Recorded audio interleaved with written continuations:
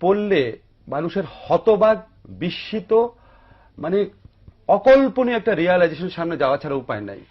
একটা নেতা, এত বড় একটা নেতা বাংলাদেশে জন্ম নিয়েছিল। আমার প্রথম কষ্ট এই বইটা পড়ে যে এত বড় একটা নেতা বাংলাদেশে জন্ম নিয়েছিল, আমরা কোনোদিনও রিয়ালাইজ করতে পারলাম না until the publication of this book.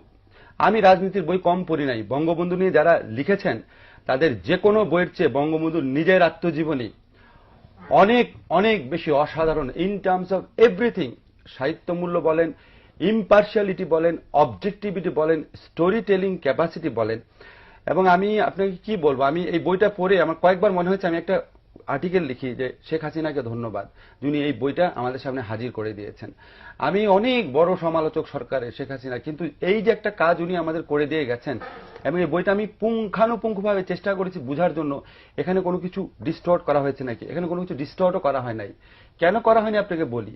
এখানে বঙ্গবন্ধুর বিরুদ্ধে যারা রাজনীতি করেছেন, এমনকি বঙ্গবন্ধুর হত্যাকারী যিনি ছিলেন খন্দকার মুশতাক, তার সম্পর্কে ভালো কথা আছে, টাচ করা হয়নি কোনো কিছু। এবং যেভাবে উনি বর্ণনা দিয়েছেন, এটা একমাত্র নিজের ঘটনা, নিজে ছাড়া লিখলে অন্য কারো পক্ষে এত ডিটেল বর্ণনা দেওয়া সম্ভব না। আমি আমাদের যারা শ্রোতা আছে তাদেরকে বলি, আমি একটা অংশ শুধু বর্ণনা দেই, কতবার কেঁদেছি 4 বার, একটা অংশ শুধু বর্ণনা দেই।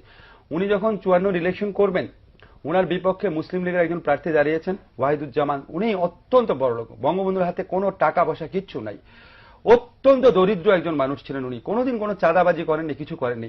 উনি যখন ইলেকশন করতে গেছেন, গরিব লোক কুড়ে ঘর থেকে বেরিয়ে এসে ওনাকে টাকা পয়সা দিত।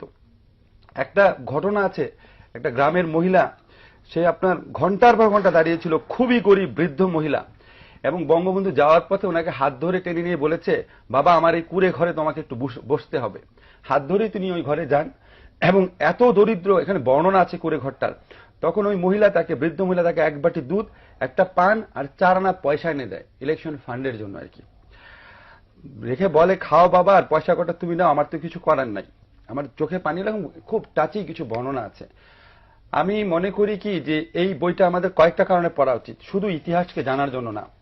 একটা হচ্ছে এই দেশের মাটিতে কত বড় নেতা জন্ম হয়েছিল রিয়ালাইজ করার জন্য। সেকেন্ড হচ্ছে বঙ্গবন্ধুকে, এই অনুসন্ধান আমার থাকবে। আমি আজকে শ্রোতাদের কাছে কমিট করে গেলাম যে এত বড় একটা গণতান্ত্রিক নেতা, এত বড় একটা স্যাক্রিফাইসিং নেতা, এত বড় একজন মানে ভালোবাসাপূর্ণ মানুষ, কি করেছিলাম আমরা ওনার সাথে। আমরা মানে ওই সময়ের আওয়ামী লীগের লোকজন, ওই সময়ের জাসদের লোকজন, ওই সময় স্বাধীনতা বিরোধীরা মিলে দেশে কি পরিস্থিতি সৃষ্টি করেছিল, এবং ওই সময় আন্তর্জাতিক ষড়যন্ত্র। এত বড় একটা গণতান্ত্রিক নেতাকে উনি গণতন্ত্রের জন্য এক নাগারে 26 মাস জেলে ছিলেন। উনার শিশুপুত্র শেখ কামালের বয়স ছিল কয়েকদিন, শেখ হাসিনার বয়স ছিল কয়েক বছর। আমিও তো বাবা হয়েছি, আমি আজকে ফিল করি এরকম বয়সী সন্তানকে রেখে উনি বছরের পর বছর জেলে থেকেছেন। এত বড় একটা মানুষ কেন বাকশাল করেছিলেন, কি আমরা তৈরি করেছিলাম সেটা আমার জানতে হবে। সেই অনুসন্ধানটা, সেই গবেষণা করার প্রয়োজনটা এখানে আছে।